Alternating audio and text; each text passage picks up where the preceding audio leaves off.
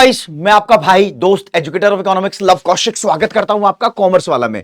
और मेरी गारंटी है कि आपके बोर्ड की प्रिपरेशन मेरे को बहुत बेहतरीन लेवल की करानी है।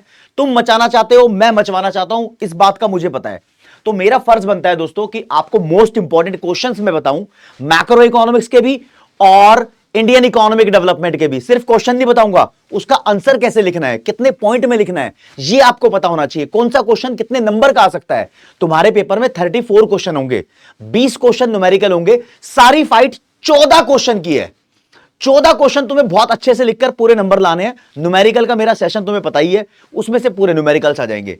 अब सुनो मेरी बात, जरा ध्यान से बताऊं दोस्तों। ये जो सेशन है, इसके अंदर मैंने इस तरीके से क्वेश्चन आंसर फ्रेम करे हैं कि तुम्हें past 10 year previous year questions उठाने की जरूरत ही नहीं पड़ेगी, पेपर उठाने की जरूरत ही नहीं पड़ेगी। चैप्टर वाइज यहां पर तुम्हारे लिए क्वेश्चंस अरेंज किए हैं।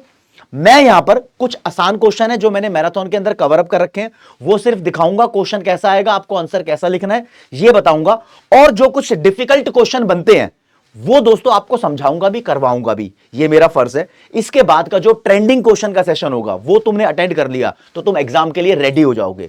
ध्यान रखना, पेपर के अंदर सिंपल क्वेश्चन भी आते हैं, मुश्किल क्वेश्चन भी आते हैं और मुश्किल से मुश्किल क्वेश्चन भी आते हैं। हम हर लेवल के लिए तैयार होंगे, हर लेवल के लिए स्टेप्स बनाए हैं, हर लेवल के लिए तुम्हें पढ़ना है। राइट, तो चलो शुरू करते हैं। मैक्रो इकोनॉमिक्स से स्टार्ट करेंगे हम अपना, फिर जाएंगे फुल इंडियन इकोनॉमिक डेवलपमेंट पे। सबसे पहले दोस्तों नेशनल इनकम के टॉपिक्स बताता हूं। प्रीवियस 10 ईयर्स के देखो तो मैक्रो इकोनॉमिक्स से दोस्तों जो टॉपिक्स लगातार पेपर के अंदर देखने को मिल रहा है, सर्कुलर फ्लो का क्वेश्चन आ जाता है, रियल फ्लो नॉमिनल फ्लो का क्वेश्चन आ जाता है, इंटरमीडिएट और फाइनल गुड्स का 3-4 नंबर का डिफरेंस आ जाता है, स्टॉक फ्लो का डिफरेंस आता है। और कई बार तो ऐसा क्वेश्चन आता है स्टॉक फ्लो का, आपको एग्जाम्पल दिया होता है और आपसे पूछता है बताओ जी ये स्टॉक है या फ्लो है, विद रीजन आपको बताना पड़ता है, तब नंबर मिलते हैं मुश्किल क्वेश्चन में। रियल जीडीपी नॉमिनल जीडीपी का थ्योरेटिकल क्वेश्चन, 3 और 4 लिमिटेशंस जीडीपी की आ जाती है। और मेरे दोस्त प्रिकॉशंस का बहुत कैड़ा क्वेश्चन देखो, कई बार तो क्या होता है 2-3 साल से ना ये क्वेश्चन थोड़े कम हो गए हैं, नहीं तो पिछले 12-13 साल तक लगातार क्वेश्चन आए हैं। आपको एक लाइन लिखी रहती है, फिर पूछा होता है बताओ जी ये लाइन में जो वर्ड दिए हैं ये नेशनल इनकम में या डोमेस्टिक इनकम में ऐड होंगे या नहीं होंगे, कैसे ट्रीटमेंट होगी। और फिर दोस्तों प्रॉब्लम ऑफ डबल काउंटिंग यहां पर बहुत इंपॉर्टेंट है। लेकिन एक चीज बच्चा हमेशा मिस करता है, यहां पर पहला क्वेश्चन वही लेकर आया हूं, इससे हटके है, एग्जाम में आया हुआ है। क्वेश्चन है दोस्तों, what are the components of net factor income from abroad. NFIA के कंपोनेंट क्या है। जब बच्चे से ये पूछ लिया जाएगा ना तो बच्चा सोचता है, जिसकी प्रिपरेशन पूरी नहीं होगी, जिसने ये वीडियो नहीं देखी होगी, वो कहेगा एनएफआईए के तो 2 कंपोनेंट है, एक है जी फैक्टर इनकम फ्रॉम अब्रोड और दूसरा है जी फैक्टर इनकम टू अब्रोड। यहां पर आप अपने 3 नंबर गवा दोगे, ये रॉन्ग है। ये तो फॉर्मूला है एनएफआईए को कैलकुलेट करने का। एनएफआईए क्या है दोस्तों, फॉरेन से कमाया गया पैसा, किसके द्वारा, इंडियंस के द्वारा। तो उस पैसे के अंदर कौन कौन से एलिमेंट होते हैं आपको ये बताना है। इसके अंदर राज्य 3 एलिमेंट होते हैं, आपको बताऊं। पहला नेट कॉम्पनसेशन ऑफ एम्प्लॉइज, जैसे हम कॉम्पनसेशन ऑफ एम्प्लॉइज अपने देश के अंदर अर्न करते हैं, ऐसे ही फॉरेन कंट्री से भी अर्न करते हैं, सैलरी वगैरह फॉरेन कंट्री से भी हम कमाते हैं। दूसरा है जी net income from property and entrepreneurship, विदेशों में हमारी प्रॉपर्टी, हमारी कंपनी पैसा कमा रही होती है, इसको लोकल लेवल पे हम ऑपरेटिंग सरप्लस बोलते हैं, लेकिन आपको पूरा का पूरा ऐसा लिखना है। तीसरा है जी net retained earning of resident company abroad, retain earning भी हम विदेशों से कमाते हैं।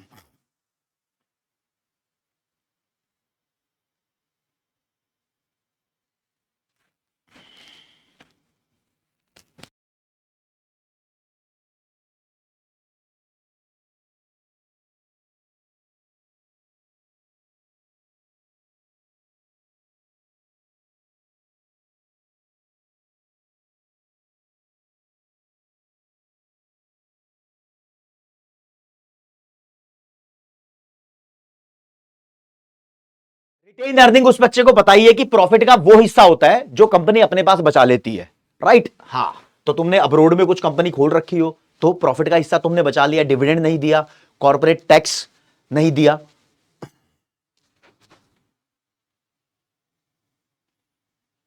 हेलो, और रिटेन अर्निंग आपको पता है कि प्रॉफिट का वो हिस्सा होता है जो कंपनीज बचा लेती है अपने पास। अगर तुम्हारी फॉरेन में कोई कंपनी है, तुमने डिविडेंड दे दिया, तुमने टैक्स दे दिया, तो तुम्हारे पास रिटेन अर्निंग यानी अनडिस्ट्रीब्यूटेड प्रॉफिट बच गया। भाई साहब ये आपका है, ये फैक्टर इनकम फ्रॉम अब्रोड के कंपोनेंट्स है। 3 नंबर के सिंपल सिंपल आएंगे। व्हाट आया है, लिस्ट आया है, क्वेश्चन में एन्यूमरेट आया है, मेंशन आया है, तो वहां पर एक्सप्लेन नहीं करना होता। जब भी क्वेश्चन में स्टेट लिखा होता है, एक्सप्लेन नहीं करना होता, सिर्फ लाइन लाइन लिखनी होती है, ध्यान रखना। अगला इंपॉर्टेंट क्वेश्चन दोस्तों, पेपर में स्टॉक और फ्लो के बीच में डिफरेंस आएगा। यहां पर 4 डिफरेंस है, मेक श्योर दैट 3 डिफरेंस आपको अच्छे से आते हो। हां, तुम बोलोगे सर ये क्वेश्चन आपने मैराथन में करवा दिया था, वन शॉट में भी करवा दिया था, इसलिए इसको समझा नहीं रहा हूं, आपको आता होगा। ये नोट्स आप डाउनलोड कर सकते हो, एवेंजर बैच से डाउनलोड कर सकते हो, आपको सारे के सारे नोट मिलेंगे। पीडब्ल्यू एवेंजर बैच क्लास 12 का फ्री बैच है। इसके अलावा जो मुश्किल क्वेश्चन है वो समझा रहा हूं, आपका टाइम वेस्ट नहीं करूंगा, मुझे पता है टाइम बहुत कीमती है, राइट। अगला क्वेश्चन, अगर दोस्तों जीडीपी की लिमिटेशन आएगी तो तीनों में से कोई भी क्वेश्चन लिखा मिल सकता है। मेन क्वेश्चन जो बनता है, can GDP be taken as the adequate index of welfare of the people. हर बच्चे को इस बात का रट्टा लगा हुआ है कि जीडीपी वेलफेयर का इंडिकेटर नहीं है, लेकिन दोस्तों आंसर को ऐसे नहीं लिखते, आंसर को लिखते हैं जीडीपी वेलफेयर का इंडिकेटर तो है, इंडेक्स तो है, लेकिन एडिक्वेट इंडेक्स नहीं है। यह लाइन लिखनी पड़ती है पूरे नंबर लेने के लिए। The GDP is an index of the welfare of the people in the economy. Yes, but it is not adequate, perfect measure of welfare because of these limitations. 4 limitations आपके पास होनी चाहिए, ये करवा रखा है। रियल जीडीपी, नॉमिनल जीडीपी में difference आ सकता है, लेकिन ऐसा भी हो सकता है रियल जीएनपी और नॉमिनल जीएनपी में डिफरेंस पूछ ले। तो जहां जहां जीडीपी लिखा है वहां वहां जीएनपी लिख देना, आपका काम बन जाएगा, बढ़िया तरीके से आप सॉल्व कर लोगे, राइट। अगला क्वेश्चन आप देखोगे तो भाई साहब सर्कुलर फ्लो का क्वेश्चन बहुत ज्यादा पॉपुलर रहता है। हां, आ जाता है 3 नंबर में, 4 नंबर में। जब भी सर्कुलर फ्लो का क्वेश्चन आएगा आप मीनिंग लिखोगे, इसके अंदर 3 फेज के नाम नहीं लिखे तो टीचर आपको पूरे नंबर नहीं देगा। उसके बाद डायग्राम, उसके बाद इसकी एक्सप्लेनेशन। 4 नंबर का कंटेंट ही आपके लिए यहां पर रेडी है। अगला देखो आप, फाइनल गुड्स और इंटरमीडिएट गुड्स के 4 डिफरेंस हैं, 4 ही आने चाहिए, 4 नंबर में क्वेश्चन आ सकता है। हां, थोड़ा कैडे लेवल का क्वेश्चन ये आ सकता है कि क्वेश्चन घुमा के आपसे पूछ ले भाई, machinery purchased is always a final expenditure या फाइनल प्रोडक्ट। ये बात सही है क्या? कभी यार बोल देता है bread is always a final good.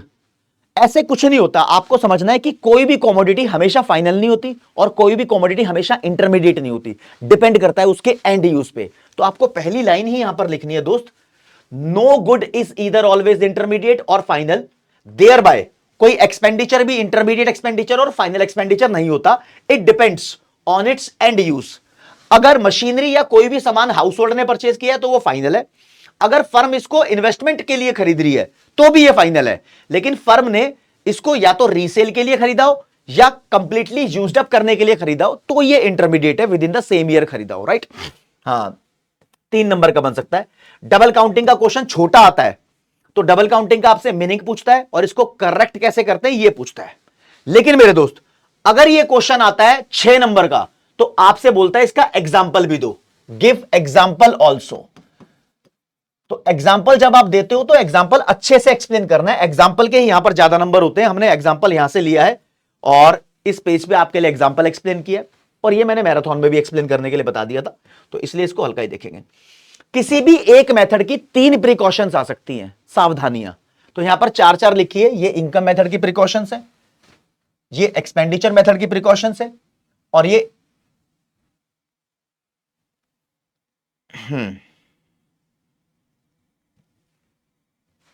Production method की प्रिकॉशंस थी, एक्चुअली इनकम की नहीं थी, ठीक है ना।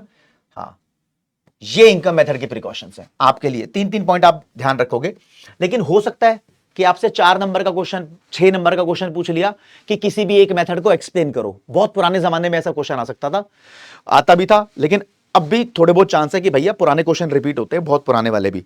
बोल देगा इनकम मेथड को एक्सप्लेन करो या एक्सपेंडिचर मेथड को एक्सप्लेन करो। एक्सप्लेनेशन में हम कहते क्या है, लिखते क्या है, आपको उसमें स्टेप्स लिखने होते हैं कि भैया इनकम मेथड से नेशनल इनकम कैसे कैलकुलेट होगी, एक्सपेंडिचर मेथड से नेशनल इनकम कैसे कैलकुलेट होगी, या फिर आउटपुट मेथड से नेशनल इनकम कैसे कैलकुलेट होगी। तो यहां पर स्टेप्स लिखे हुए दोस्तों, स्टेप्स। ये स्टेप्स आपके सामने आउटपुट मेथड के हैं, ठीक है। इसके बाद आपके सामने इनकम मेथड के स्टेप्स लिखे हुए हैं, और इसके बाद आपके सामने एक्सपेंडिचर मेथड के स्टेप्स लिखे हुए हैं कि किस तरीके से यहां पर नेशनल इनकम को कैलकुलेट किया जाता है। ये वाला जो पॉइंट है इसको नेट एक्सपोर्ट के नीचे लिखना है, बस इतना ध्यान रख लेना। आप आ जाओ जी, आ जाओ। न्यूमेरिकल तो आएगा ही आएगा नेशनल इनकम का, चाहे वो जीडीपी डिफ्लेटर का है, चाहे वो income method, expenditure method, output method का है। न्यूमेरिकल का मैंने लाइव सेशन बहुत अच्छे तरीके से लिया हुआ है, बाप प्लेलिस्ट के अंदर वो गिवन है, आपको पता ही है। अब आते हैं 12 नंबर का ये चैप्टर है भाई साहब, इससे आएगा क्या? इससे न्यूमेरिकल थ्योरी दोनों का मिक्सचर आता है। न्यूमेरिकल यहां पर इन्वेस्टमेंट मल्टीप्लायर का बनता है, इक्विलिब्रियम इनकम का बनता है, उसका न्यूमेरिकल सेशन लिया हुआ है। थ्योरेटिकल क्वेश्चन की बात करते हैं दोस्तों, determination of income and employment से मैं जो लाया हूं पहला क्वेश्चन 6 नंबर का, एग्रीगेट डिमांड के 4 कंपोनेंट एक्सप्लेन करो। पूरा फर्रा ये रहा, ये फर्रे हैं फर्रे, लेकिन आपको ये पेपर में लेकर नहीं जाने फोटोकॉपी करवा के, ये फर्रे आपको अपने जहन के अंदर बसाने हैं। इनको लिखकर भी एक बार प्रैक्टिस कर लेना, कुछ क्वेश्चन तुम्हारे काम में आएंगे। अब भैया बहुत इंपॉर्टेंट क्वेश्चन रहता है शुरू से ही, ऐसा कोई टीचर नहीं होगा जो आपको बोलेगा एडीएएस अप्रोच छोड़ के जाओ, सब बोलेंगे एडीएएस अप्रोच करके जाओ। लेकिन आजकल पेपर बन रहे हैं थोड़े ट्रिकी, वहां पर सिंपल कॉन्सेप्ट टेढ़ा करके पूछा जाता है। एडीएएस अप्रोच का पूरा मीनिंग, एडीएएस, फिर बनेगा डायग्राम। मान लो जी ये डायग्राम ये रहा, मैं बना देता हूं आपको, फिर से दिखा देता हूं। ये 45 डिग्री लाइन है, एएस कर्व बोल सकते हो। ये एग्रीगेट डिमांड कर्व है, इसको C+I लिख देना, आई के ऊपर बार डाल देना। यहां पर income and output in units लिख देना। ये तुम्हारा equilibrium point of income and output, ये तुम्हारी इक्विलिब्रियम इनकम। यहां पर AS is more than AD नहीं लिखा तो फंसोगे, नंबर नहीं देगा टीचर। इधर AD is more than AS नहीं लिखा तो फंसोगे, टीचर नंबर नहीं देगा। ये इसकी एक्सप्लेनेशन। लेकिन राज्य पेपर के अंदर सिंपल इस तरीके के क्वेश्चन के अलावा अब कम बनते हैं, अब ज्यादा क्वेश्चन ऐसे बनते हैं। बताओ एडी एएस से ज्यादा होगा तो 3 पॉइंट्स बताओ कौन कौन से चेंजेस आएंगे इकोनॉमी में, या एएस एडी से ज्यादा होगी तो 3 पॉइंट्स बताओ कौन कौन से चेंजेस आएंगे इकोनॉमी के अंदर। या फिर 6 नंबर का डायरेक्ट क्वेश्चन बनता है, ये रहा, explain the changes that take place in an economy when economy is not in equilibrium, या when AD is not equal to AS. तो क्या होगा भाई, एडी एएस के बराबर नहीं हुआ या इकोनॉमी इक्विलिब्रियम में नहीं हुई तो एडी या तो एएस से बड़ा होगा या एडी एएस से छोटा होगा। तो जब एडी एएस से बड़ा होगा तो दीज 3 पॉइंट्स आपको लिखने हैं, अगर एडी एएस से छोटा होगा तो ये नीचे वाले 3 पॉइंट आपको लिखने हैं। मैंने अच्छे से वन शॉट के अंदर बहुत बढ़िया तरीके से समझाए भी थे ये पॉइंट्स। हां, और अगर पेपर में क्वेश्चन आया भाई सेविंग और इन्वेस्टमेंट के बारे में, तो investment is more than saving होगी तो भी ये तीनों पॉइंट आएंगे, investment is less than saving होगी तो भी ये तीनों पॉइंट आएंगे। और वरना सेविंग इन्वेस्टमेंट का सीधा सीधा सिंपल क्वेश्चन भी आ सकता है, एक्सेंटे सेविंग एक्सेंटे इन्वेस्टमेंट से इक्विलिब्रियम बताओ या सेविंग इन्वेस्टमेंट से इक्विलिब्रियम बताओ। तो आप ऐसे बताते हो, मीनिंग एक्सेंटे सेविंग एक्सेंटे इन्वेस्टमेंट, फिर बनाते हो डायग्राम। डायग्राम मैं रिपीट कर देता हूं, ये हमारा इन्वेस्टमेंट कर्व है, आई बार लगाना, ये हमारा सेविंग कर्व है। आपको यहां बताना पड़ेगा saving is more than investment या investment is more than saving, equilibrium point of income and output, और ये equilibrium level of income and output. Y axis पे सेविंग और इन्वेस्टमेंट लिखना है, नीचे इन यूनिट्स भी लिखोगे, यहां इनकम एंड आउटपुट, और this is your explanation. This is how we write our answers in exam so that कि तुम्हारा एक भी नंबर ना कटे। ये पैटर्न है पेपर में लिखने का। अच्छा जी, बच्चों को तो ये भी बताया सर भाई कर्व डिराइव करने के लिए भी आता है, कंजम्पशन कर्व डिराइव करना है from the given saving curve. Diagram use करके बताओ, स्टेप्स भी लिखो, स्टेप्स भी लिखो, 6 नंबर का क्वेश्चन बनता है। तो ऐसे में क्या करना है दोस्तों, स्टेप्स तुम्हारे सामने लिखे हुए हैं और स्टेप्स को समझा के भी बताता हूं। देखो, अगर आपको सेविंग कर्व गिवन है तो इसका मतलब ये है, हम एक डायग्राम बनाते हैं। इस डायग्राम में मान लो जी मेरा ये सेविंग कर्व है, ओके। मैं मान के चलता हूं भाई एक इनकम लाइन भी है, ठीक है ना। अब मेरे को स्टेप्स लिखने हैं, मैंने पहले क्या किया बाद में क्या किया। तो पहला मेरा स्टेप होगा S1 एक सेविंग कर्व है जो मुझे ऑलरेडी गिवन है। अब मैंने Y इनकम लाइन 45 डिग्री की ड्राइव कर ली, 2 हो गए स्टेप्स। तीसरी बात मेरे को पता है राजे कि ये जितनी एरिया है ना, मान लो ये S बार है, इतना एरिया ऊपर ऑटोनोमस कंजम्पशन का भी होता है, मेरे को नॉलेज है। तो ये वाला और ये वाला एरिया बराबर होता है, तो मेरा कंजम्पशन कर्व यहां से निकलेगा। यहां पर सेविंग 0 है। सेविंग 0 कहां होती है, जब मेरी सारी इनकम कंजम्पशन के बराबर है तब सेविंग 0 होगी। तो इनकम और कंजम्पशन इस पॉइंट पर बराबर होंगे, तो यानी जो कंजम्पशन कर्व है वो यहां से निकलेगा और फिर आगे जाएगा। अब तुम्हें ये ऐसा बनाना है, ऐसा भी बन सकता है, इसमें कोई दिक्कत ही नहीं है, कोई परेशानी नहीं है, ठीक है ना, कोई दिक्कत नहीं है, बन सकता है कंजम्पशन कर्व ऐसा, इसमें कोई दिक्कत वाली बात नहीं है। ये स्टेप्स लिखे हुए हैं, 45 डिग्री लाइन का बनाना, OS बार को OC बार के बराबर बताना, फिर सेविंग जहां पर 0 है वहां से इनकम और कंजम्पशन का बराबर लगाना, और इस पॉइंट को जहां पर इनकम कंजम्पशन बराबर होते हैं इसको ब्रेक इवन पॉइंट भी बोलते हैं, आपको पता ही है। और फिर सी बार और ई पॉइंट को ज्वाइन कर देना, ये मेरा सी बार पॉइंट है, ये ई पॉइंट है, ज्वाइन करके लाइन को एक्सटेंड कर दिया तो ये कंजम्पशन कर्व ड्रॉ हो गया, सिंपल। अब भाई ये क्वेश्चन सीबीएसई ने अपने सैंपल पेपर में पूछा, लेकिन बोर्ड में जो पूछा, बोर्ड में पूछा भाई इससे एक्सटेंसिव वर्जन। इस क्वेश्चन के साथ दो बातें अटैच थी, मतलब ये तो बोल दिया कि भाई सेविंग कर्व गिवन है, आप डिराइव करो कंजम्पशन कर्व, साथ में डायग्राम में शो करो इनकम लेवल जहां पर एपीसी 1 हो। अबे एपीसी 1 कहां होगी? एपीसी 1, एपीसी का फॉर्मूला क्या होता है? Consumption upon income. ये 1 तब होगी जब इनकम और कंजम्पशन बराबर होंगे, और इनकम और कंजम्पशन तब बराबर होते हैं जब ब्रेक इवन पॉइंट होता है। तो इसी डायग्राम में ये वाला वो पॉइंट है जहां इनकम कंजम्पशन बराबर है, तो यहां पर एपीसी की वैल्यू 1 है, शो कर सकते हो, एक्स्ट्रा पूछा है तो। ये पूछा है एपीएस नेगेटिव है, जहां पर वो एरिया दिखाओ, तो भाई साहब जहां भी सेविंग नेगेटिव होती है इस एरिया में आपका एपीएस नेगेटिव मिलेगा, ऐसे करके दिखाना है बस, डायग्राम से आपका काम हो जाएगा। हां चलो जी राजे आगे बढ़ते हैं। ऑटोनोमस इन्वेस्टमेंट और इंड्यूस्ड इन्वेस्टमेंट के बीच के डिफरेंस के 3 पॉइंट कोई छोड़ के नहीं जाएगा। यहां से एमपीसी, एपीसी, एमपीएस, एपीएस के बीच में 3 डिफरेंस कोई छोड़ के नहीं जाएगा। Working of multiplier, investment multiplier paper में आ सकता है 4 से 6 नंबर का क्वेश्चन, तो ये भी सिंपल ही है, पहले मीनिंग, फिर इसका प्रोसेस, फिर टेबल। टेबल के अंदर ना बच्चे भाई एरो नहीं बनाते कई बार, मैं बताता हूं आपको, देखो करना क्या है। यहां देखो मेरी बात को, कलर ले लेता हूं ब्लैक। आपको एक कैलकुलेशन भी करके दिखानी जरूरी नहीं, इतनी बड़ी टेबल भी बना के दिखा के जरूरी नहीं है बिल्कुल भी।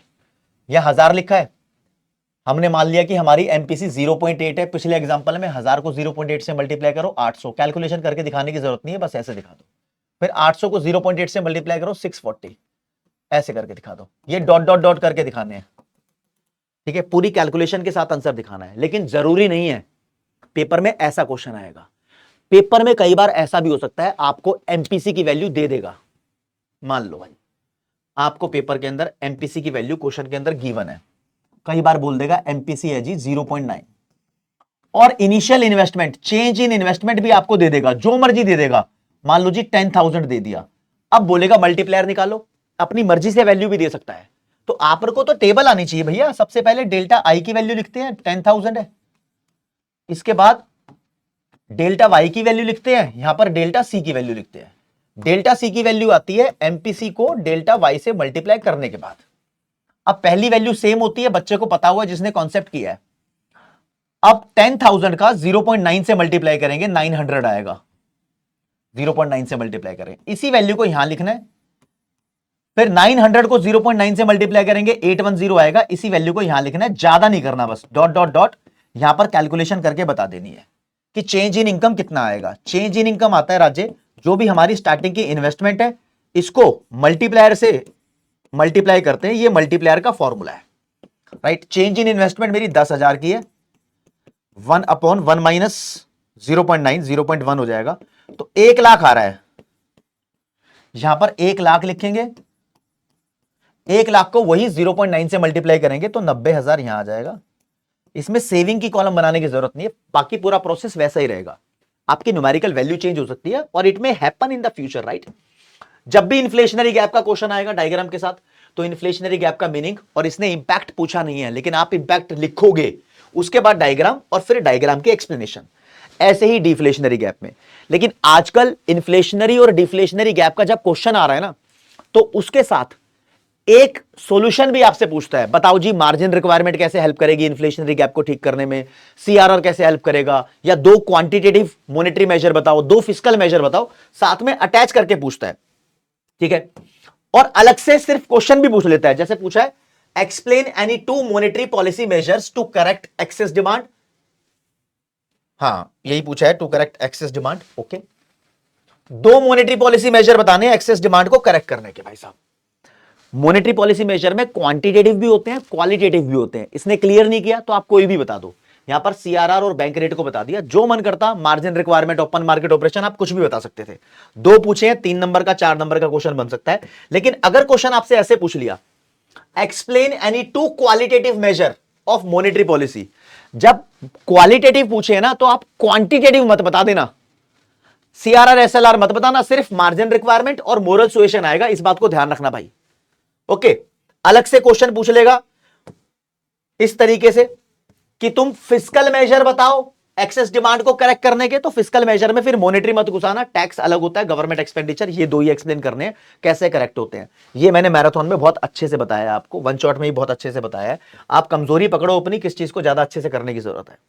ऐसे भी आ सकता है, explain the meaning of margin requirement of loan, या सिर्फ मार्जिन रिक्वायरमेंट। क्या होती है मार्जिन रिक्वायरमेंट?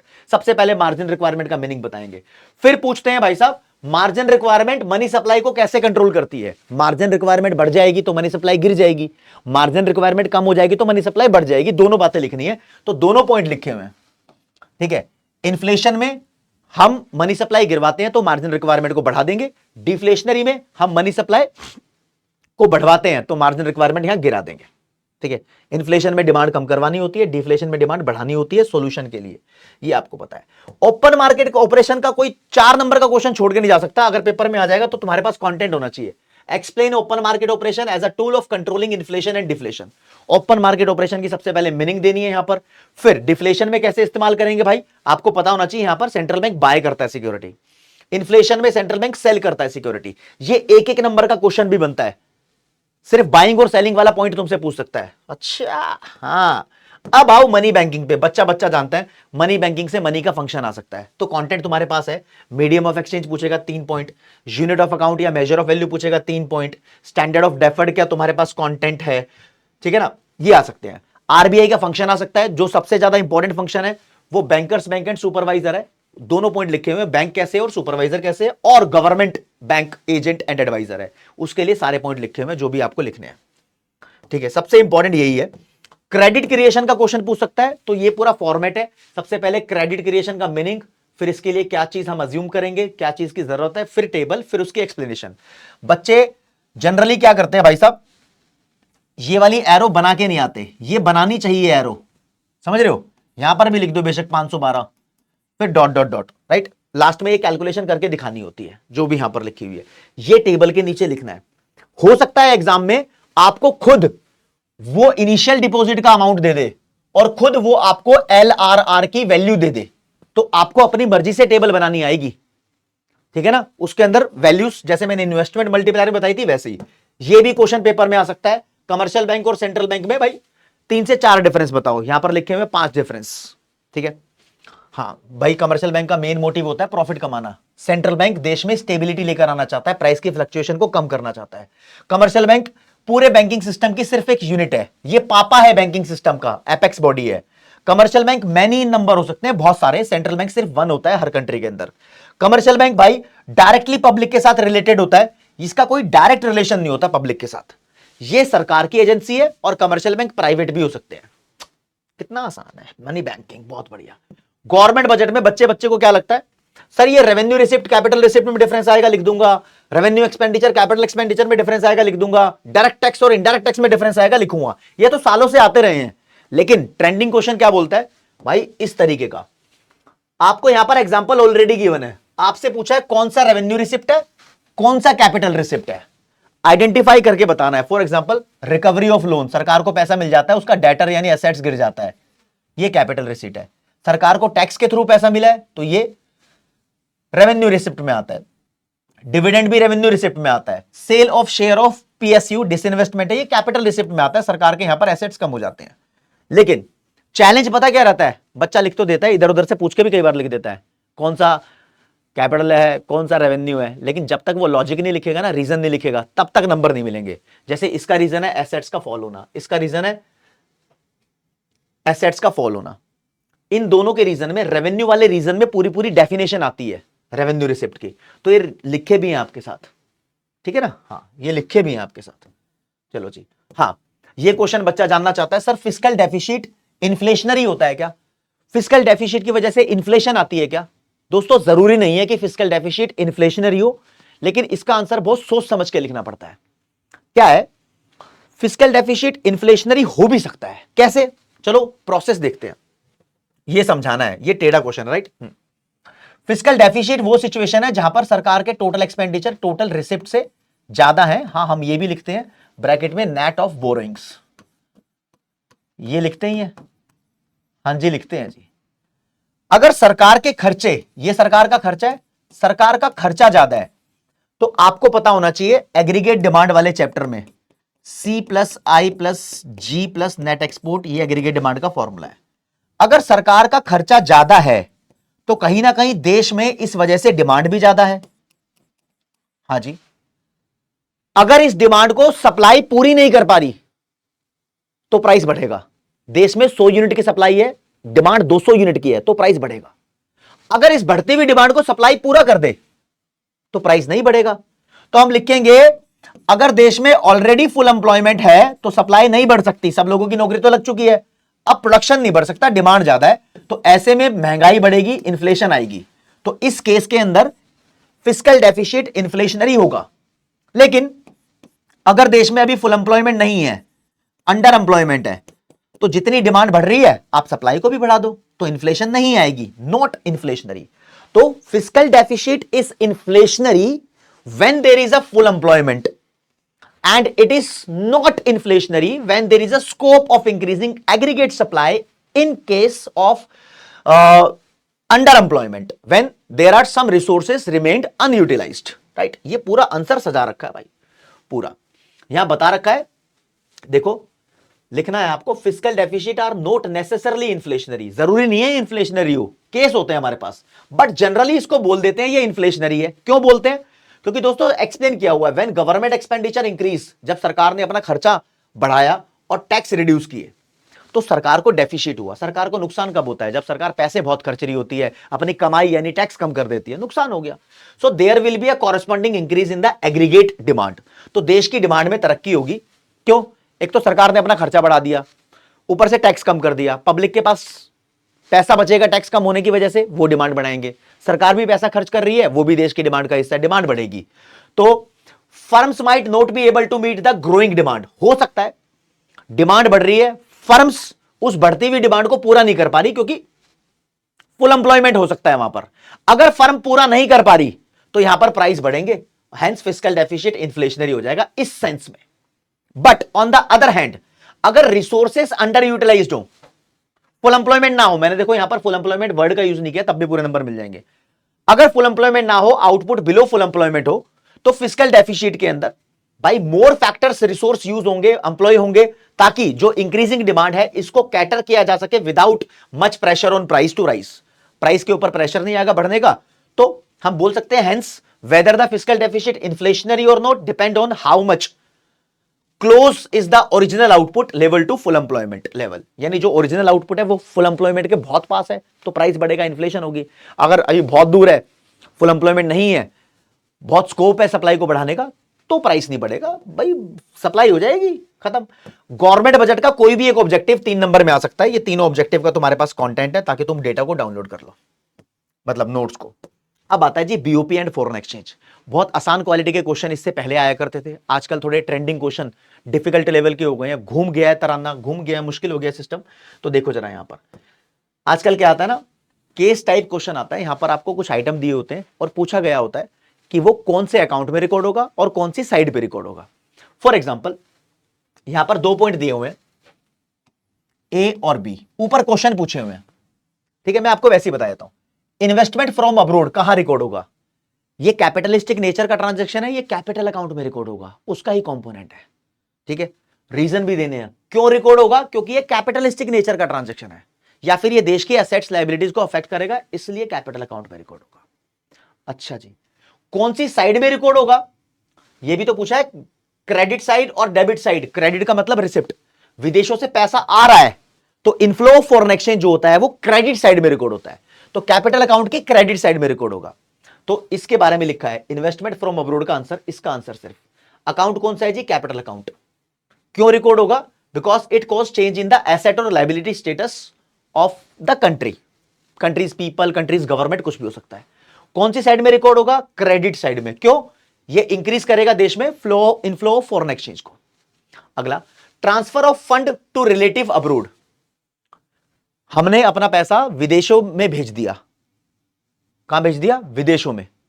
तो हमारे यहां से पैसा चला गया अपने रिश्तेदारों को, जैसे पेरेंट्स बच्चों को भेज देते हैं, तो भाई पैसा चला गया, चला गया तो डेबिट साइड में रिकॉर्ड होगा, पेमेंट साइड में। और कौन से अकाउंट में? ये करंट अकाउंट का कंपोनेंट है, ट्रांसफर इनकम वाला, तो ये करंट अकाउंट में रिकॉर्ड होगा, वो भी डेबिट साइड में रिकॉर्ड होगा, क्योंकि यहां से आउटफ्लो फॉरेन एक्सचेंज हो रहा है। ये प्रॉपर आंसर आपको मैनेज करके लिखना पड़ेगा, इसके अंदर सोच अच्छी होनी चाहिए। एक और क्वेश्चन ले लो भाई साहब, ऐसे भी क्वेश्चन आता है, Indian investor land abroad, India के जो इन्वेस्टर है वो विदेशों में उधार दे रहे हैं पैसा, लैंड अब्रोड। तो अब कुछ क्वेश्चन का आंसर दो। पहला पूछा है, in which sub account and on which side of BOP such lending is recorded. Lending कहां रिकॉर्ड होती है? अगर आपको याद हो तो कैपिटल अकाउंट में बोरोइंग और लैंडिंग रिकॉर्ड होती है। तो ये सब अकाउंट मतलब कौन से टुकड़े में रिकॉर्ड होगा बीओपी के? तो कैपिटल अकाउंट में रिकॉर्ड होगा। हाँ, और कौन सी साइड पे रिकॉर्ड होगा? क्योंकि दोस्त यहां से पैसा जा रहा है तो डेबिट साइड में रिकॉर्ड होगा, आउटफ्लो फॉरेन एक्सचेंज है, ठीक है ना, डेबिट साइड में रिकॉर्ड होगा। रीजन भी लिखे हुए यहां पर। अगला question, explain the impact of this lending on the market exchange rate. अब यहां पर ना साइड में डायग्राम बनाना, असली में बनाओ चाहे मत बनाओ, तुम्हें लॉजिक सीखना है ना। ये देखो, इंडिया से पैसा जा रहा है तो इंडिया से जो सप्लाई है वो कम हो रही है। पहले ये इक्विलिब्रियम रेट था, अब ये इक्विलिब्रियम रेट है, तो एक्सचेंज रेट बढ़ जाएगा। तो हम बोलेंगे in this case market exchange rate will increase. क्यों? Because of decrease in the supply of foreign exchange, supply decrease हो जाएगी इस वजह से। आप इतना ही लिख देना, डायग्राम बनाओ तो ठीक है, ना बनाओ तो भी ठीक है, बच्चों को पता होना चाहिए। ओके, अगला, अकोमोडेटिंग ऑटोनोमस शुरू से ही पॉपुलर रहा है। एक और क्वेश्चन भाई, इसमें करेक्शन की जरूरत है। आपको जो बता रहा हूं ये फाइनल आंसर है, प्लीज इसको मान लेना, यही लास्ट है, यही फाइनल है। हाँ, BOP balance of account always remains in balance या फिर ऑलवेज रिमेन्स इन इक्विलिब्रियम। जब आपको लिखना होगा 3 नंबर का क्वेश्चन आएगा, कमेंट ये आएगा ही आएगा, चाहे किसी भी रीजन में कहीं पे भी आए, ठीक है। बताओ जी ये बात सही है या गलत है? हम बोलेंगे भाई बीओपी हमेशा बैलेंस में रहता है, अकाउंटिंग सेंस में, ध्यान रखना, फाइनल कॉल कर रहा हूं, अकाउंटिंग सेंस में, इकोनॉमिक सेंस में नहीं। और इकोनॉमिक सेंस में बीओपी बैलेंस में हो भी सकता है और नहीं भी हो सकता। एक्चुअली क्या होता है, जब हम करंट अकाउंट और कैपिटल अकाउंट का बैलेंस निकाल रहे होते हैं तो जो भी फाइनल बैलेंस आता है वो इकोनॉमिक सेंस होती है। उसके बाद एक अकोमोडेटिंग ट्रांजैक्शन डाल के बीओपी को जबरदस्ती बैलेंस में किया जाता है, तो अकाउंट्स में उसको बैलेंस में किया जाता है। तो हम बताएंगे प्रॉपर कि this is true in accounting sense कि बीओपी हमेशा इक्विलिब्रियम में, but falls in economic sense, पूरा लिखना पड़ता है, ठीक है ना। और फिर अकाउंटिंग सेंस में कैसे होगा, इकोनॉमिक सेंस में कैसे होगा, अलग से आपको बताना पड़ेगा, तब आपको पूरे नंबर मिलेंगे। और लो जी, 30 मार्क वाले क्वेश्चन आए हुए हैं फॉरेन एक्सचेंज रेट से, केस स्टडीज टाइप क्वेश्चन इसको बोल सकते हो। क्या लिखा है भाई, डिमांड सप्लाई के क्वेश्चन है ये।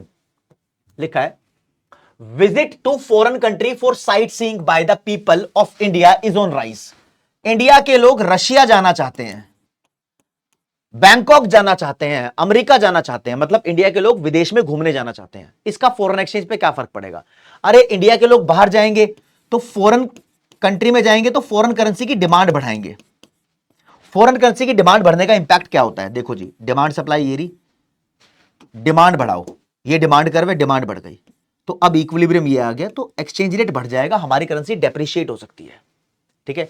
तो increase in visit to foreign country for sightseeing या कोई और दूसरा पर्पस हो तो it will increase the demand for foreign exchange, ठीक है। सप्लाई की कोई बात ही नहीं हो रही है, तो इस केस के अंदर exchange rate would rise, exchange rate बढ़ जाएगा, हमारी करेंसी की वैल्यू कम हो सकती है। ऐसा भी क्वेश्चन आया हुआ है। ये क्वेश्चन आया हुआ है, how does giving incentive for export influence foreign exchange rate.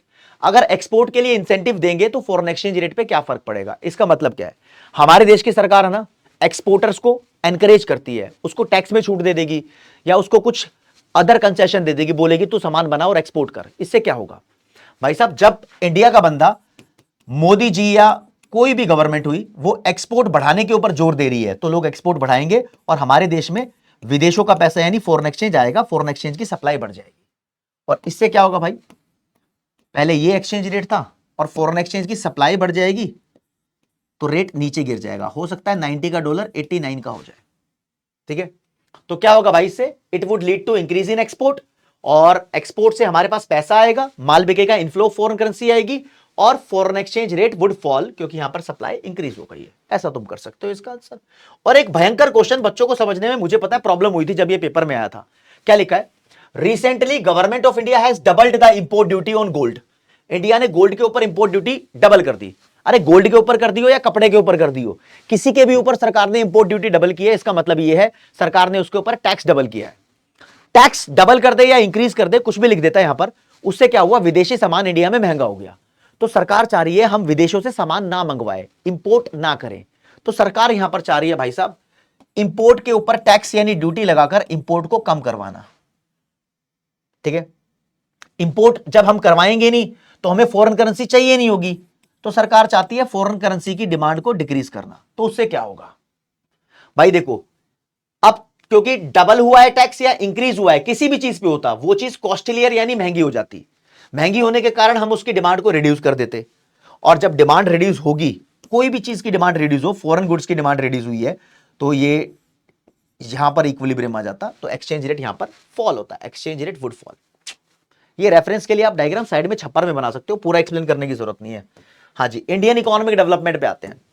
अभी बचे हुए हैं वो क्वेश्चंस जो ट्रेंडिंग है, मेरे को केस स्टडीज करानी है, पिक्चर बेस्ड क्वेश्चन कराने हैं, एमसीक्यूज कराने हैं, सबकी मैंने लाइन लगा रखी है, आपको बता रखा है कब और किस टाइम पे कराऊंगा। ठीक है, फाइनल रिवीजन भी करानी है, 18 तारीख को सुबह 4 बजे का सेशन लूंगा, ध्यान रखना, वो होगा गहरा सेशन और तगड़ा सेशन। हाँ चलो जी, क्या बोलता है Indian economy on the eve of independence, पहला चैप्टर है, इसके अंदर एक्सप्लेन करने को बहुत कुछ है, लेकिन मेरे फेवरेट यहां पर 3 क्वेश्चन बनते हैं दोस्तों। पेपर के अंदर ऑक्यूपेशनल स्ट्रक्चर एक्सप्लेन करना आ सकता है, 4 नंबर का 4 पॉइंट है, इस पॉइंट को लिखना कोई नहीं भूलेगा। अनबैलेंस्ड ग्रोथ है यहां पर और रीजनल वेरिएशन है, ये बड़ा इंपॉर्टेंट पॉइंट है। दूसरा डेमोग्राफिक ट्रांजिशन का क्रिटिकल अप्रेजल आ सकता है, डेमोग्राफिक ट्रांजिशन के बारे में आपको बताना है, ये मैंने पढ़ा भी रखा है, यहां पर आपके लिए 4 पॉइंट लिखे हुए हैं, लेकिन हमने 5 पॉइंट लिखे हुए हैं, कोई भी 4 पॉइंट आप याद कर सकते हो। 1921 ईयर ऑफ ग्रेट डिवाइड है, इसको भूलना नहीं है, लेकिन ये क्वेश्चन काफी समय से आया नहीं है। इंडियन इकोनॉमी की features on the eve of independence, ये मैंने मैराथन के अंदर अच्छे से करा दिए थे, तो सिर्फ आंसर दिखा रहा हूं क्योंकि इंपॉर्टेंट क्वेश्चन की वीडियो है ये, राइट। ये अवेटेड क्वेश्चन है कि ये कब आएगा भाई, ठीक है, अवेटेड क्वेश्चन है ये। चलो जी आ जाओ जी आगे।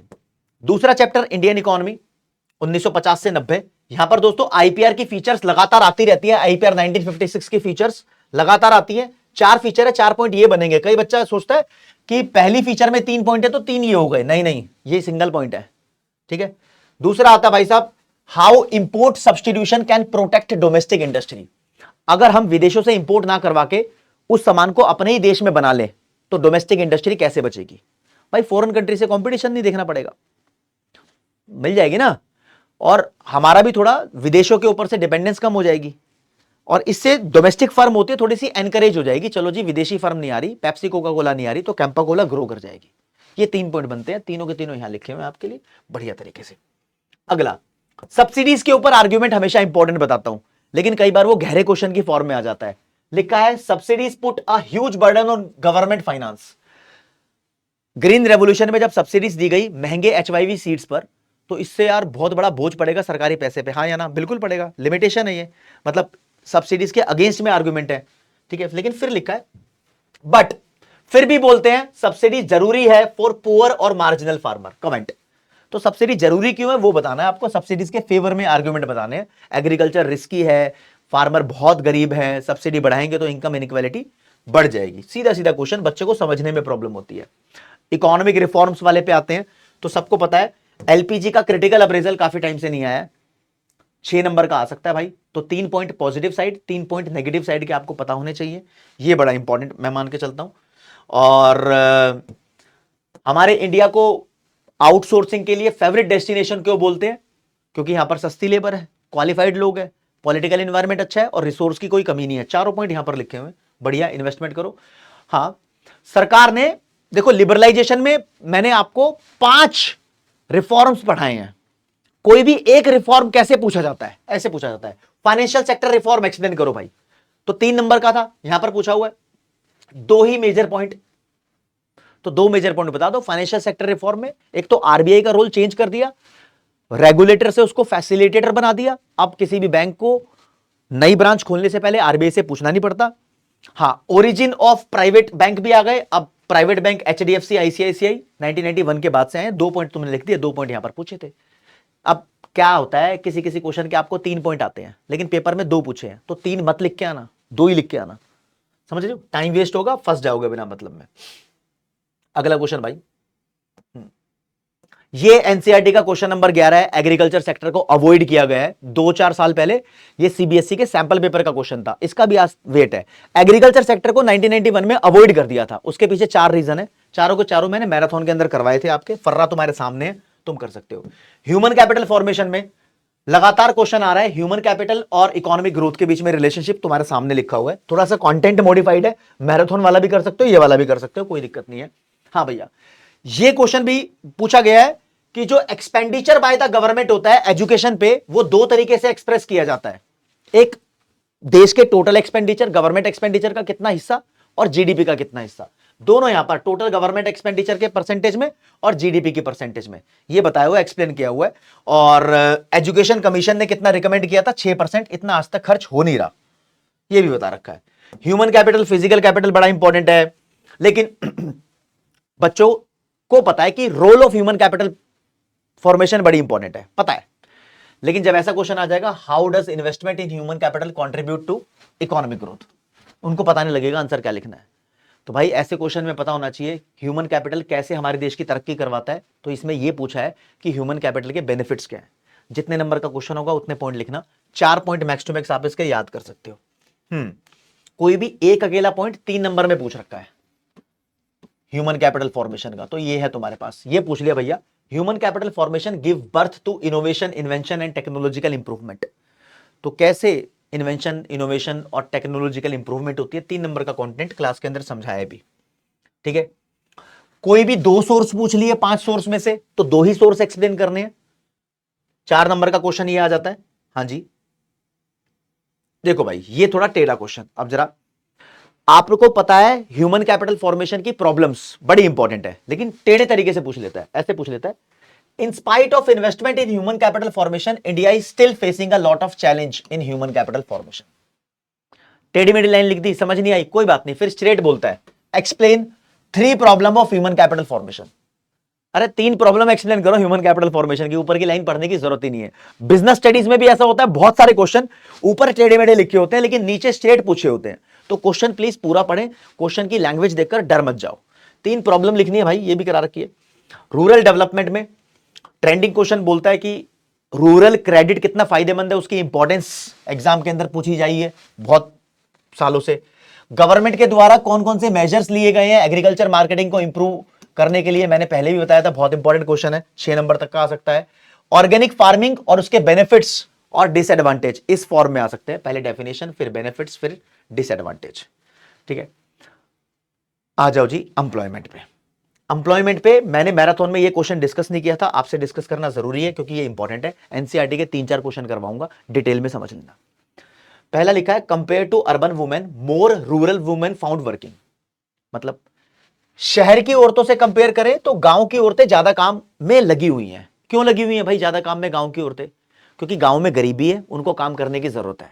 शहर के अंदर लोगों पे पैसा है, उनको काम करने की जरूरत नहीं है, इसलिए सबसे बड़ी रीजन तो यही है। फिर भाई गांव के अंदर जनरली एग्रीकल्चर और अलाइड एक्टिविटीज होती हैं, एग्रीकल्चर उससे जुड़ी हुई एक्टिविटीज होती हैं, उनको करने के लिए कोई डिग्री की जरूरत भी नहीं होती खास, उसके लिए कोई सीए नहीं बनने की जरूरत नहीं है, बीटेक करने की जरूरत नहीं है, तो काम करना आसान है, इसलिए गांव में औरतें काम कर भी रही हैं।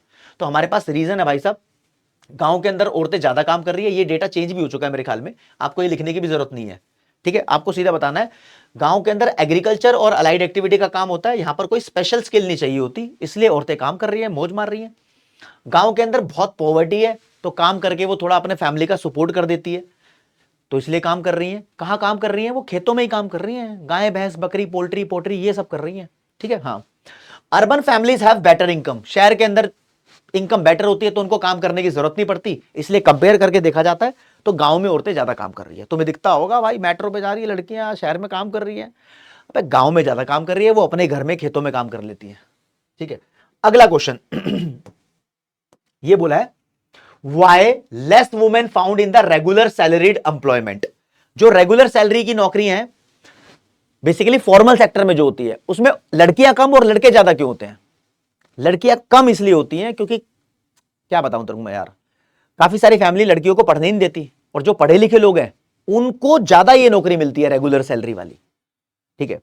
और लड़कियों के लिए काफी सारी जगह एजुकेशन फैसिलिटीज भी बढ़िया तरीके से अवेलेबल होनी चाहिए, जो कि अभी तक प्रॉपर अवेलेबल नहीं हो पाई है। काफी सारे घरों के अंदर जेंडर बायसनेस है, लड़का पढ़ेगा लड़की नहीं पढ़ेगी, लड़की को स्कूल भी नहीं भेजते। तो ये देखते हैं भाई साहब, रीजन है लेस लड़कियां क्यों पाई जाती है, lack of education facilities, female education is not given due importance in India. लड़कियों को ज्यादा इंपॉर्टेंस देते भी नहीं कि तेरे को पढ़ना चाहिए, तो इसलिए लड़कियां पढ़ी भी नहीं। दूसरा, discouragement from family in India, family काफी सारी ऐसी है, काफी धर्म भी, काफी सारे इलाके भी ऐसे हैं जहां पर लड़कियों को जाने नहीं दिया जाता है ना। और कई बार लड़कियों को सेफ्टी भी नहीं लगती, हम नौकरी पे जाएंगे, लेट नाइट जॉब करेंगे, तो काफी सारी गलत हरकतें भी हो रखी हैं, वो रेप वेप के केस भी सुनने में, इनसिक्योरिटी भी है। ठीक है, तो इसके आगे कुछ और पॉइंट भी है भाई ये लिखा है सिक्योरिटी इश्यूज भी होते हैं लड़कियों को। अगला, लड़कियां बहुत समझदार होती हैं, वो जब लड़की बनती है ना तो उसको पता होता है धीरे धीरे कि फैमिली मेरी रिस्पॉन्सिबिलिटी है, तो लड़कियां फैमिली की रिस्पॉन्सिबिलिटी ले लेती हैं, किसी की मम्मी बनती है, किसी की भाभी बनती है, तो किसी की चाची बनती है, वो पाल रही होती है फैमिली को, तो इसलिए वो काम पर जा भी नहीं पाती कई बारी। और कई बार वेज डिस्क्रिमिनेशन का शिकार बनती है, कई बार लड़का लड़की सेम नौकरी पे काम कर रहे होते हैं, लड़की को कम पैसे दिए जाते हैं, तो इसलिए भी वो काम नहीं कर रही होती। तो 5 पॉइंट है, कोई भी 3 से 4 पॉइंट आप याद कर सकते हो। फॉर्मल इनफॉर्मल का डिफरेंस बड़ा इंपॉर्टेंट है, मैंने कराया आपको।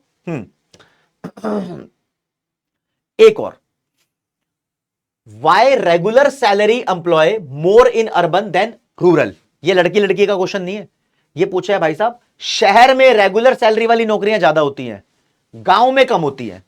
क्यों? क्योंकि शहर में एजुकेशन ज्यादा है, वहां पर पढ़े लिखे लोग ज्यादा है, शहर में इंफ्रास्ट्रक्चर भी अच्छा है, इंफ्रास्ट्रक्चर देख के कंपनी खुलती है, बिजली आती है शहर में, गांव के अंदर बिजली चली जाती है तो फैक्ट्री बंद हो सकती है काफी टाइम के लिए। ठीक है, और गांव की जो पॉपुलेशन है बेसिकली वो एग्रीकल्चर में रहना पसंद करती है, उनको लगता है कि अगर मैं कंपनी में जाऊंगा तो मेरा भाई मेरा हिस्सा मार लेगा जमीन का, खेत बेच देगा ठीक है, तो कुछ रीजन है, एजुकेशन ट्रेनिंग शहर में ज्यादा है, इंफ्रास्ट्रक्चर शहर का अच्छा है जो कंपनी को सपोर्ट करता है, रूरल पॉपुलेशन प्राइमरली एग्रीकल्चर में एंगेज करती है, and they are not willing to take risk of living their own farm for salary, कहते हैं सैलरी के लिए अपना खेत छोड़े, ऐसा करते हैं भाई। ये क्वेश्चन मैंने बता रखा है 6 नंबर का इंपॉर्टेंट है। गवर्नमेंट का रोल क्या है अनएम्प्लॉयमेंट रिड्यूस करने के लिए? एक डायरेक्ट मेजर है, 2 इनडायरेक्ट मेजर है। दूसरा पॉइंट ये लिखा हुआ है, तीसरा लिखा हुआ है, क्लास के अंदर कराया था, मैराथन में कराया, वन शॉट में कराया, हर जगह कराया, बड़ा इंपॉर्टेंट क्वेश्चन है। अगला, एनवायरमेंट एंड सस्टेनेबल डेवलपमेंट, यहां से केस स्टडीज और पिक्चर बेस्ड क्वेश्चन ज्यादा आते हैं क्योंकि रीसेंट टॉपिक रहता है, लेकिन फिर भी मैं एक छाती ठोक के 2 क्वेश्चन आपको बताना चाहूंगा दोस्तों, सिर्फ 2। तुम भी बोलोगे सिर्फ 2 बता रहा है, हाँ सिर्फ 2 बता रहा हूं। एक तो स्ट्रैटेजीज फॉर सस्टेनेबल डेवलपमेंट, कोई भी 6 याद कर लो, ये समझाई भी थी, यहां पर 9 स्ट्रैटेजीज लिखी हुई है, कोई भी 6 याद कर लो। और एक छोटा सा क्वेश्चन क्योंकि सीबीएसई के सैंपल पेपर में दिया हुआ है, हरमन डेली ने सस्टेनेबल डेवलपमेंट अचीव करने के लिए क्या पॉइंट बताए थे, यहां पर 4 पॉइंट लिखे हुए हैं। अब यहां से प्रीवियस 10 ईयर्स में क्वेश्चन कैसे आए हैं, कई बार बोला है ग्लोबल वार्मिंग को एक्सप्लेन करो, डायग्राम दे दिया, पूछा है जी ये डायग्राम किसको दिखाता है, ग्लोबल वार्मिंग को, इसके इफेक्ट बताओ क्या होंगे देश पे, इसके कॉजेस बताओ। कई बार ओजोन लेयर डिप्लेशन से क्वेश्चन पूछ लिया, कई बार लैंड डिग्रेडेशन के कॉजेस पूछ लिए, कई बार एब्जॉर्प्टिव कैपेसिटी का और कैरिंग कैपेसिटी का कॉन्सेप्ट पूछ लिया आपसे। तो ये क्वेश्चन यहां से प्रीवियस 10 ईयर्स के अंदर आ रखे हैं। इंडिया चाइना पाकिस्तान में भी मैं आपको ज्यादा नहीं बता रहा, इसलिए नहीं बता रहा क्योंकि एक ऐसा चैप्टर है जहां से जनरली क्वेश्चन क्या आता है, आपको पेपर में टेबल दे देते हैं, फिर टेबल के बेसिस पे पूछते हैं, कुछ कंपेयर करने के लिए, कुछ एनालिसिस करने पे। जनरली एक क्वेश्चन आ जाता है इंडिया चाइना पाकिस्तान में सिमिलैरिटी क्या है डेवलपमेंटल पाथ के अंदर, तो 3 पॉइंट इसके पता होने चाहिए। तीनों के तीनों देश लगभग सेम पॉइंट ऑफ टाइम पे फ्रीडम मिली, तीनों के तीनों देशों ने 1980s तक सेम ग्रोथ रेट से एक दूसरे को डेवलप होते हुए देखा, तीनों के तीनों देशों ने फाइनेंशियल तीनों प्लानिंग कमीशन स्टैब्लिश की और इकोनॉमिक प्लानिंग के बेसिस पे एक दूसरे ग्रो होते हुए देखा, और तीनों के तीनों देशों ने इकोनॉमिक रिफॉर्म्स किए। ये सिमिलैरिटीज है, कई बार कंपैरिजन टेबल के बेसिस पे आती है, तो वो पता होना चाहिए आपको। लिबर्टी इंडिकेटर का यहां से क्वेश्चन आया हुआ है, वो प्लीज मैराथन से देखना, मैं इसमें डालना भूल गया लिबर्टी इंडिकेटर का क्वेश्चन, हाँ ये बड़ा इंपॉर्टेंट है, आखिरी में दिया हुआ है, ठीक है। और चाइना के रिफॉर्म बड़े इंपॉर्टेंट है, एनसीईआरटी में ये क्वेश्चन लिखा हुआ है, सीधा तुम्हारे पेपर में देखने को मिल सकता है कि China's rapid industrial growth can be traced back to its reforms in 1978। 1978 के चाइना के रिफॉर्म थे, उससे हम ट्रेस कर सकते हैं कि चाइना ने बहुत तेजी से ग्रो किया।